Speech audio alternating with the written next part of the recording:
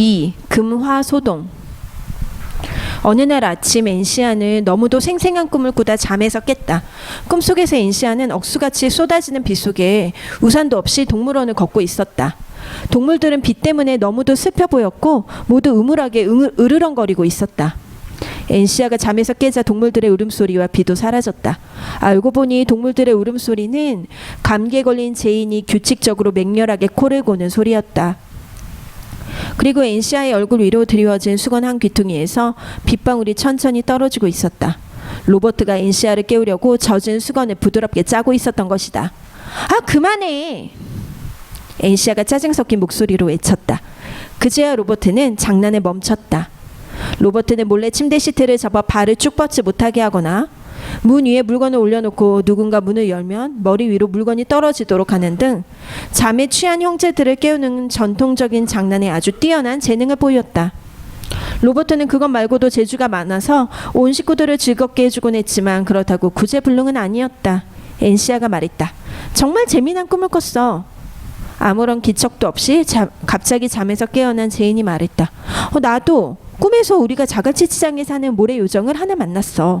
그 모래요정이 자기는 싸미하더라고 하면서 날마다 우리 소원을 하나씩 들어주겠다는 거 있지? 그리고 그러자 로버트가 말했다. 내 꿈이랑 똑같아. 나도 그 이야기를 하려던 참이었어. 우리는 곧장 첫 번째 소원을 빌었어. 그런데 누나랑 제인이 멍청하게도 우리 모두 눈부시게 아름다워졌으면 좋겠다고 말한 거야. 우린 정말 소원대로 됐고 그날 하루는 정말 끔찍하게 완벽했지. 그때 엔시아가 일어나 앉으며 물었다. 그런데 사람들이 똑같은 꿈을 꿀 수 있나? 나도 그 꿈을 꾸었거든. 동물원에 비가 내리는 꿈도 꾸긴 했지만 말이야. 꿈속에서 램이 우리를 못 알아봤고 하인들도 문을 닫고는 우리를 쫓아냈어. 우리가 어찌나 아름다워졌는지 완벽하게 변장한 셈이 된 거야. 그리고 그때 계단 너머에서 장남 시릴의 목소리가 들렸다. 로버트 뭐하냐? 또 아침 식사에 늦겠다. 화요일처럼 목욕을 빼먹으려고 꾀를 부리는 건 아니겠지? 형 잠깐만 이리 와. 그리고 나 그날 목욕 빼먹지 않았어. 아침 먹고 아빠 방 욕실에서 했거든. 우리 욕실 목욕통에 물이 하나도 없었거든. 시릴이 옷을 반쯤 걸치고 문 앞에 나타났다. 오빠 우리 이상한 꿈을 꿨어. 우리 모두 꿈속에서 모래요정을 만났지 뭐야? 엔시아가 말했다. 하지만 한심한 듯 쳐다보는 시릴 때문에 엔시아의 목소리는 점점 작아졌다. 꿈이라고? 이 바보들아, 그건 모두 진짜였어. 분명히 말하는데 전부 진짜 일어난 일이라고. 그래서 내가 이렇게 일찍 내려온 거야. 아침 먹고 바로 자갈치치장으로 가서 소원을 비자. 단 가기 전에 오늘 빌 소원을 제대로 정하는 거야. 우리가 원하는 걸로 말이야. 다른 사람 허락 없이 소원을 빌면 안 돼. 이제 눈부시게 아름다워지는 건 고맙지만 사양하겠어. 무슨 일이 있어도 말이야. 세 남매는 옷을 갈아입는 동안 입을 다물지 못했다. 엔시아와 제이는 모래요정이 나온 꿈이 사실이라면 옷을 갈아입는 지금 이 꿈은 아닐까? 하고 생각했다. 제이는 시릴의 말을 믿었지만 엔시아는 도무지 믿을 수가 없었다. 하지만 마사가 전날 있었던 그들의 짓궂은 행동에 대해 있는 그대로 소상하게 이야기하는 것을 듣고는 결국 엔시아도 시릴의 말을 믿게 되었다. 왜냐하면 하인들 꿈에서 해몽서에 적힌 거 말고는 나오지 않거든. 뱀이나 굴 결혼식장 같은 거 말이야. 결혼식장은 장례식, 뱀은 바람난 여자친구, 굴은 아기를 뜻하지. 아기 말이 나와서 말인데 램은 어디 있지? 시릴이 묻자 제인이 말했다. 마사가 자기 사촌을 만나러 로체스터에 갈 때 램을 데리고 갈 거래. 엄마가 허락하셨거든. 지금 마사가 옷을 입히고 있어. 램 옷 중에 가장 좋은 코트와 가장 좋은 모자를 씌우는 것 같아. 버터 바른 빵 좀 줄래? 마사는 램을 데리고 다니는 게 좋은 모양이야. 로버트가 신기하다는 듯 말했다. 하인들은 친척을 만날 때 아기를 데리고 다니는 걸 좋아해. 특히 아기한테 가장 좋은 옷을 입혔을 때 말이야. 시릴이 말했다. 그러자 제인이 마멀레이드를 한 수저 뜨며 꿈꾸듯이 말했다. 하인들은 아기들을 자기 아기라고 생각하는 것 같아. 공작 같은 귀족과 결혼했다고 상상하는 거지. 그래서 아기들을 어린 공작이라고 부르는 거야. 마사도 분명히 자기 사촌들에게 그렇게 말할걸? 굉장히 즐거워하면서 말이야. 로체스터에 우리 어린 공작을 데리고 가면 굉장히 즐겁게 지내지 못할 텐데 나라면 절대 즐겁지 않을 거야. 로버트가 말했다. 시릴이 로버트 말에 충분히 동감한다는 듯 덧붙였다.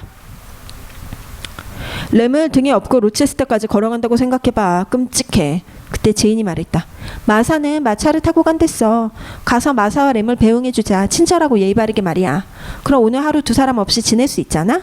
아이들은 다 같이 배웅을 하러 나갔다. 마사는 두 색조의 보라색으로 된 나들이 옷을 입고 있었는데 가슴 부분을 어찌나 조였는지 허리가 구부정했다. 또 머리에는 분홍색 수레국화와 하얀색 리본이 달린 파란 모자를 썼다. 노란색 레이스 기세는 연두색 나비 리본이 달려 있었다. 램 역시 갖고 있던 옷 중 가장 좋은 크림색 실크 코트와 모자를 거쳤다. 마차가 교차로에서 그들을 태웠다. 마차의 하얀색 차양과 빨간 바퀴가 뽀얀 먼지 속으로 천천히 멀어져 갔다. 이제 사미아드에게 가자. 마차가 떠나자 시릴이 말했다. 아이들은 사미아드를 만나러 가면서 어떤 소원을 빌지 정했다. 마음은 급했지만 자갈치치장의 비탈을 곧바로 기어 내려가지 않고 수레가 다니는 낮고 안전한 길로 돌아서 내려갔다. 아이들은 모래요정이 사라진 곳 둘레에 돌멩이로 동그랗게 표시를 해서 쉽게 찾을 수 있게 해두었다. 태양은 이글이글 눈부시게 타올랐고 하늘은 구름 한 점 없이 푸르렀다. 모래가 너무 뜨거워서 손을 댈 수조차 없었다. 로버트는 시릴과 함께 모래더미에 묻어두었던 사프로 땅을 파기 시작했다. 그냥 꿈이었으면 어떡하지? 로버트가 주저하자 시릴이 말했다. 네가 좀 똑똑한 녀석이면 좋을 텐데 다른 아이들만큼이라도 말이야.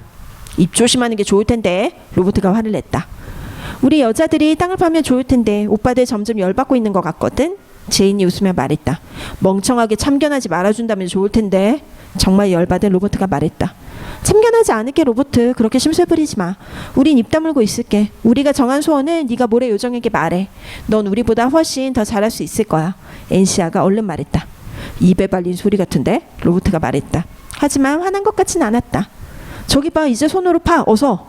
로버트의 말에 아이들이 땅을 파자 긴 팔과 긴 다리에 박쥐 귀와 달팽이 눈을 하고 갈색 털이 북슬북슬한 거미 모양의 모래 요정이 모습을 드러냈다.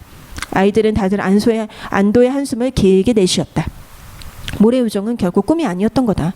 자세를 가다듬은 사미아드는 몸을 흔들어 모래를 털어냈다. 오늘 아침은 왼쪽 콧수염이 어떠신가요? 엔시가 정중하게 물었다. 자랑한 일은 아니지만 잠을 좀 설쳤어. 물 아파줘서 고맙구나. 모래 요정이 대답했다. 그러자 로버트가 말했다. 기분이 어떠세요? 저희 소원을 들어주실 수 있어요? 매일 비는 소원 말고도 다른 소원을 하나 더 빌고 싶거든요. 아주 사소한 소원 말이에요.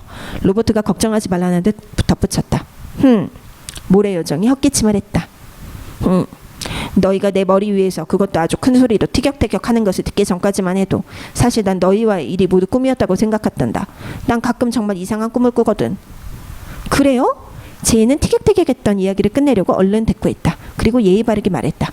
그 꿈 이야기 좀 해주시면 안 될까요? 정말 재미있을 것 같아요. 그게 오늘 소원이냐? 모래 요정이 하품을 하며 말했다. 시릴이 저 계집애가 어쩌고 하며 투덜거렸지만 나머지 아이들은 조용히 서 있었다. 아이들이 네 라고 대답을 해버리면 그들이 빌기로 했던 다른 소원들과는 작별을 고해야 하는 것이다. 하지만 아이들이 아니요 라고 말하면 그건 무례한 일이 될 것이다. 아이들은 모두 예의범절을 배웠고 그 중에 조금은 몸에 익혔다. 배우는 것과 몸에 익히는 것은 전혀 다른 일인데도 말이다. 꿈 이야기를 하고 나면 두 번째 소원을 들어줄 기운이 없을 것 같아서 말이다. 착한 아이로 만들어 달라거나 상식을 갖게 해달라거나 예의범절을 갖추게 해달라고 빌어도 아니 더 사소한 것들을 빌어도 안 될 것 같거든.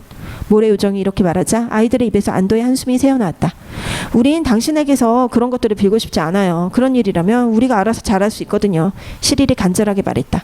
아이들은 캥기는 표정으로 서로를 바라보았다. 아이들은 모래 요정이 착한 아이로 만들기 위해 힘을 아끼지 말고 한번 호되게 꾸짖고 끝내주었으면 좋겠다고 생각했다. 사미아드가 갑자기 기다란 달팽이 눈을 뻗으며 말했다. 한쪽 눈이 로버트의 눈 속에 들어갈 것만 같았다. 그럼 작은 소원부터 말해봐. 당신이 우리에게 준 선물을 하인들이 알아채지 못했으면 좋겠어요. 우리에게는 아주 훌륭한 선물이지만요. 엔시아가 속삭였다. 정말 훌륭한 선물이죠. 로버트가 말했다. 모래 요정이 몸을 조금 부풀리다가 숨을 내쉬고는 말했다. 됐어. 아주 쉬운 소원인걸. 사람들이 절대 알아채지 못하게 할 거야. 다음 소원은 뭐지?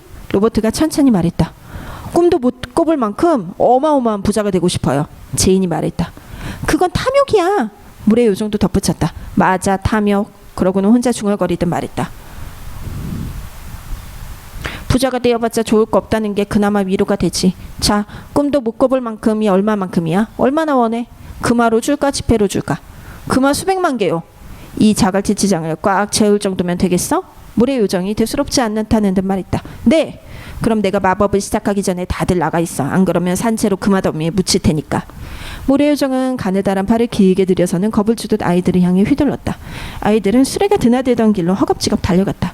오직 엔시아만이 침착하게 잘 지내요. 내일은 코수염이 더 나아지길 바랄게요. 라고 머뭇머뭇 소리쳤다.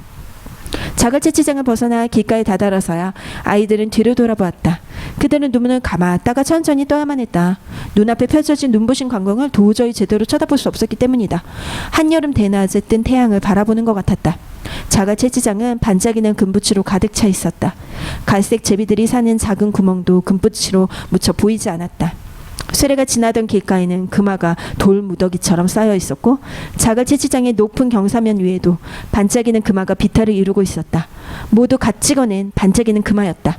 그리고 이 수많은 금화에 한낮의 햇살이 비추자 마치 해질녘 하늘에서 이따금 찾아볼 수 있는 동화 속 궁정이나 용광로처럼 번쩍거렸다.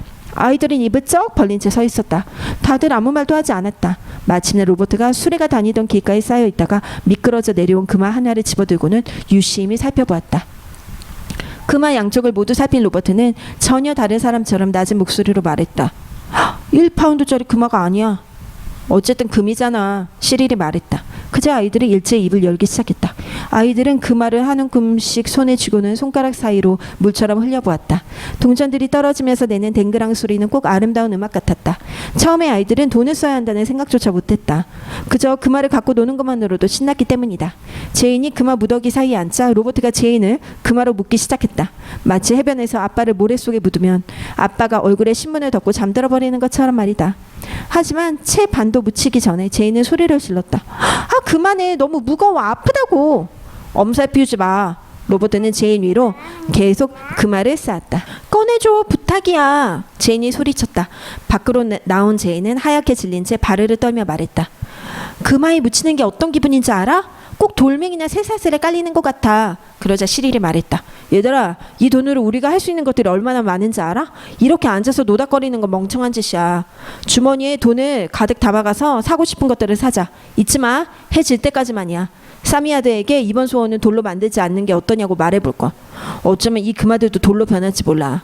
있잖아, 마을에 가면 조랑말과 마차가 있어. 그걸 사고 싶은 거야? 제인이 물었다. 아니, 멍청하긴. 빌리면 되지. 마차를 타고 로체스터로 가서 사고 싶은 것들을 잔뜩 사는 거야. 금화를 최대한 많이 가지고 가자. 하지만 이거 1파운드 금화가 아니야. 한쪽 면에는 남자의 얼굴이 있고 다른 쪽에는 스페이드 에이스 같은 게 그려져 있어. 주머니 가득 넣고 따라와. 설교는 가면서 하면 되니까 필요하다면 말이야. 시릴이 앉아서 주머니에 금화를 채워 넣으며 말했다.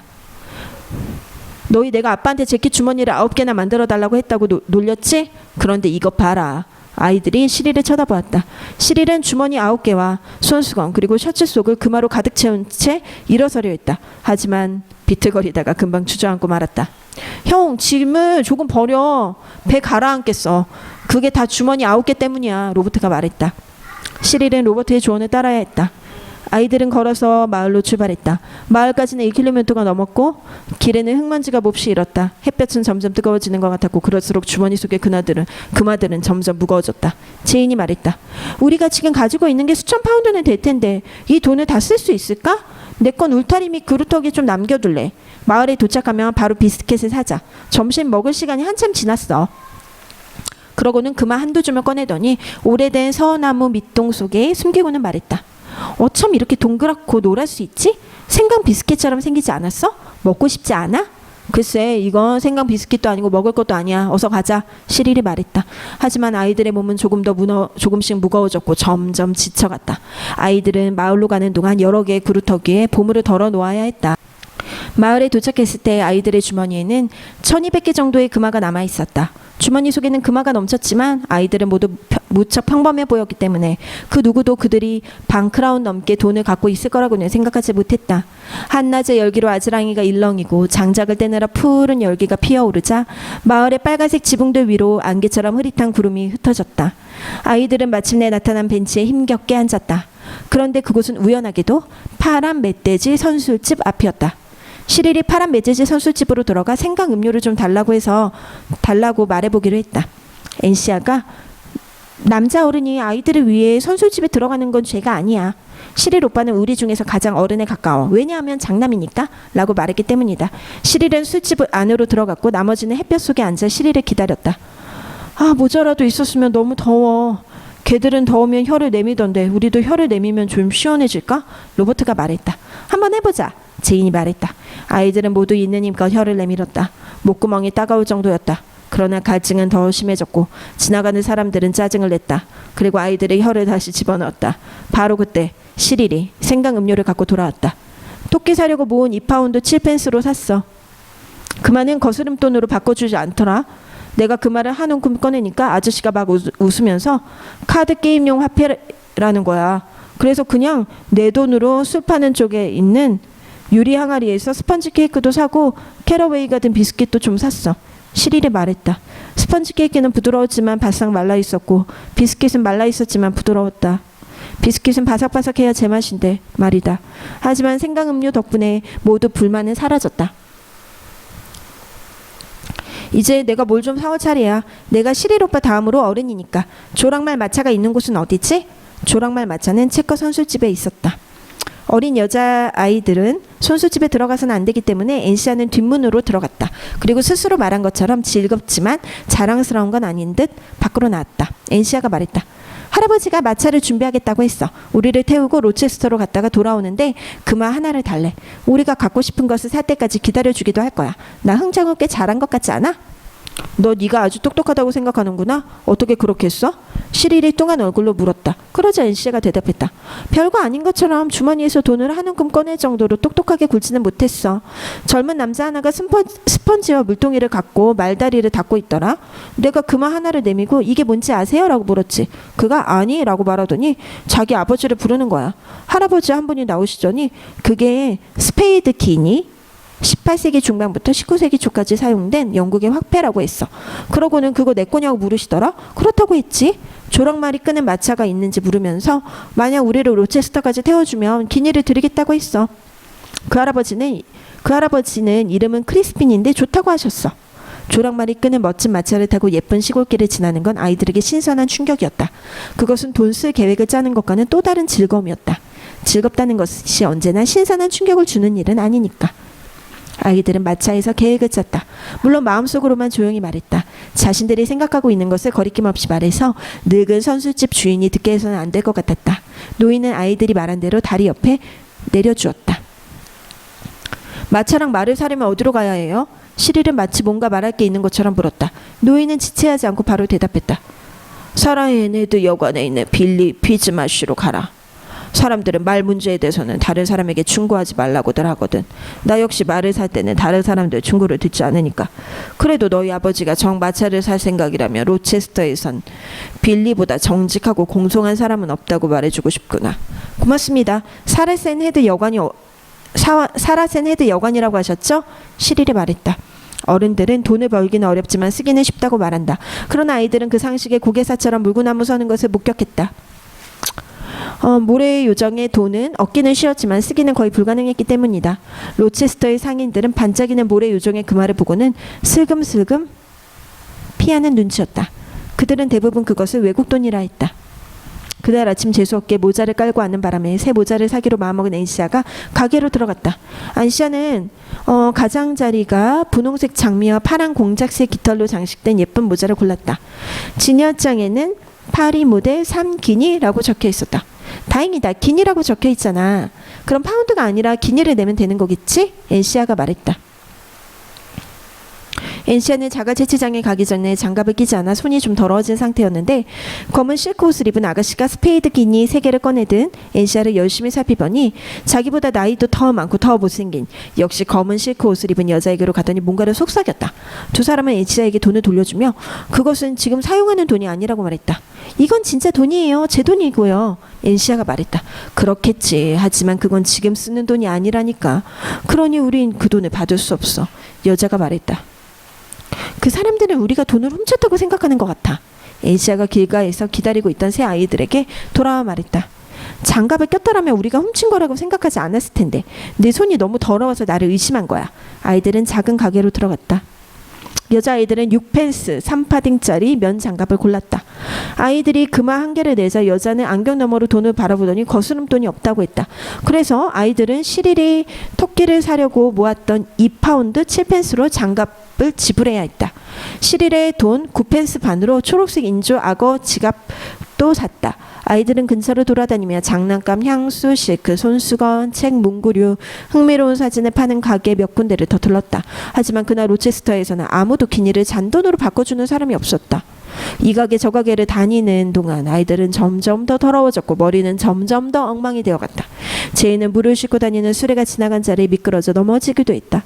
아이들은 몹시 배가 고팠지만 그들의 돈을 받고 먹을 것을 줄 사람은 아무도 없었다. 빵가게를 두 군데 들어가 봤지만 허사였다. 가게에서 새어나오는 케이크 냄새 때문이었는지 아이들은 더욱 배가 고팠다. 결국 아이들은 시릴이 제안한 대로 계획을 짜 필사적으로 실행에 옮기게 되었다. 아이들은 빌 아저씨네 페스트리 가게로 당당하게 걸어갔다. 아이들은 카운터 뒤에 있던 사람들이 막을 겨를도 없이 더러운 손으로 갓 구운 번을 3개씩 집어들더니 3단 샌드위치처럼 겹쳐지고는 크게 한 입 베어 물었다. 모두 12개의 번을 쥔 4명의 아이들은 입안 가득 빵을 우물거리며 당황한 얼굴로 서 있었다. 깜짝 놀란 가게 주인이 카운터를 돌아 나왔다. 여기요, 이걸로 계산해 주세요. 시릴은 가게에 들어오기 전에 준비해둔 기니를 내밀며 또박또박 말했다. 빌 아저씨는 동전을 획 낚아채더니 이빨로 깨물어보고는 주머니 속에 집어넣었다. 썩 꺼져. 빌은 짧고 단호하게 말했다. 거스름돈은요? 알뜰한 인시아가 물었다. 거스름돈이라고? 너희를 거슬러 줄까? 어서 꺼져라. 경찰을 불러 어디서 그 동전이 났는지 캐묻지 않는 거 다행이라고 생각해? 백만장자인 아이들인 캐슬가든의 번을 다 먹어치워버렸다. 부드럽고 맛있는 번 덕에 아이들은 기운을 차릴 수 있었다. 하지만 강심장인 아이들도 말과 마차를 사러 사라센 헤드 여관의 빌리 피즈마쉬를 만날 생각만 하면 몸이 움츠러들었다. 남자아이들은 그를 찾아가기를 포기하고 싶었지만 언제나 긍정적인 제인과 집요한 인시아는 포기하지 않았다. 이제 이루 말할 수 없이 더러워진 4명의 아이들은 사라센 헤드로 향했다. 체커 선술집의 뒷문으로 들어갔던 것처럼 사라센 헤드 여관에도 뒷문으로 들어갔다. 마침 피즈마쉬가 마당에 있었다. 로버트는 흥정을 시작했다. 사람들이 그러는데 여기서 말과 마차를 판다고 하더라고요. 로버트가 대변인 역할을 하기로 했다. 책에서 보면 보통 말을 사는 건 여자들이 아니라 남자들이었고 시릴은 이미 파란 멧돼지 선술집에서 생강 음료를 구해오는 일을 했기 때문이다. 제대로 듣고 왔구나 꼬마야. 피즈마쉬가 말했다. 그는 키가 크고 야윈 체격의 사내였는데 눈은 새파랗고 얇은 입술을 굳게 다물고 있었다. 저희가 말과 마차를 좀 살까 해서요. 로버트가 예의 바르게 말했다. 그래라. 좀 보여주실 수 있나요? 저희가 고를 수 있게요. 너희 어느 집 아이들이냐? 심부름 온 거 아니었냐? 피즈마쉬가 물었다. 저희가 말과 마차를 사겠다고 말씀드렸는데요. 한 노인이 당신이 아주 정직하고 공손하다고 했는데 그분이 잘못 알고 있는 게 아니길 바래요. 로버트가 말했다. 이런 세상에 나으리께서 보시도록 온 마구간을 뒤져 볼깝쇼? 아니면 주교에게 사람을 보내 말 한두 마리 버릴 예정인지 알아볼깝쇼? 피즈마쉬가 말했다. 어렵지 않다면 그렇게 해주세요. 정말 고맙습니다. 로버트가 말했다. 피즈마쉬가 두 손을 주머니에 넣고는 소리내어 웃었다. 아이들은 그가 왜 그렇게 구는지 알 수가 없었다. 윌럼! 피즈마쉬가 소리치자 허리가 구부정한 마부 한 사람이 마구간에서 나왔다. 윌럼! 이쪽으로 와서 이 어린 공작들을 좀 봐. 우리한테서 말이랑 마차를 전부 사겠다는군. 주머니에 땡전 한 푼도 없으면서 말이야. 감옥에 쳐넣어버릴까 보다. 윌럼이 경멸 가득한 시선으로 주인이 가리키는 곳을 바라보았다. 정말이냐 너희가? 윌럼이 물었다. 엔시아와 제인이 로버트의 재킷을 잡아당기며 그만하라고 말렸지만 로버트는 머리 끝까지 화가 나서 외쳤다. 전 어린 공작도 아니고 어린 공작 행세를 한 적도 없어요. 땡전 한 푼도 없다니 어떻게 그런 말씀을 하시죠? 그러고는 누가 말릴 틈도 없이 주머니에서 양손 가득 반짝이는 기니를 움켜쥐고는 피즈마쉬 앞에 꺼내 보였다. 피즈마쉬가 보더니 금화 하나를 뺏어 들고는 이빨로 깨물었다. 제이는 그가 우리 마구간에서 가장 좋은 말을 가져가라 라고 말할 것을 기대했다. 하지만 나머지 아이들은 그렇게 순전하지 않았다. 이미 낙담하고 있던 아이들은 피즈마쉬의 짧은 말 한마디에 한 방 맞은 기분이었다. 윌럼 문 닫아. 윌럼이 씩 웃더니 가서 문을 닫았다. 로버트가 다급하게 말했다. 안녕히 계세요. 아저씨가 무슨 말씀을 하시든 저희는 이제 아저씨 말을 사지 않을 거예요. 이번 일로 아저씨가 뭔가 깨달으셨으면 좋겠네요. 그러고는 미리 봐두었던 열린 문으로 향해 걸어갔다. 하지만 피즈마 씨가 로버트를 막아서며 말했다. 이렇게 빨리 가면 안 되지. 이 어린 사기꾼아. 윌럼, 가서 경찰을 불러. 윌럼이 경찰을 데리러 갔다. 아이들은 겁에 질린 양떼처럼 옹기종기 모여섰고 피즈마 씨는 경찰이 도착할 때까지 아이들에게 설교를 했다. 정말이지 끝없이 설교를 늘어놓았다. 이런 이야기도 했다. 참 착한 아이들이구나. 그 기니로 정직한 사람을 속이려 들고 말이야. 진짜 우리 돈이에요. 시릴이 용감하게 말했다. 아, 물론 그건 좀 더 알아봐야겠지. 우리가 아는 게 없으니. 게다가 어린 여자아이들까지 끌어들이다니. 경찰서까지 조용히 따라오면 여자아이들을 놓아주겠다. 우린 시릴 오빠와 로버트 오빠를 놔두고는 아무데도 가지 않을 거예요. 그들 돈이기도 하지만 우리 돈이기도 하니까요. 이 못돼 먹은 노인네 같으니라고? 제인이 씩씩하게 말았다. 그럼 그 돈이 어디서 난 거냐? 피즈마 씨가 다소 누그러든 목소리로 말했다. 남자아이들이 전혀 예상하지 못한 반응이었다. 제인이 욕까지 했는데 말이다. 제인이 괴로운 얼굴로 아무 말 없이 아이들을 바라보았다.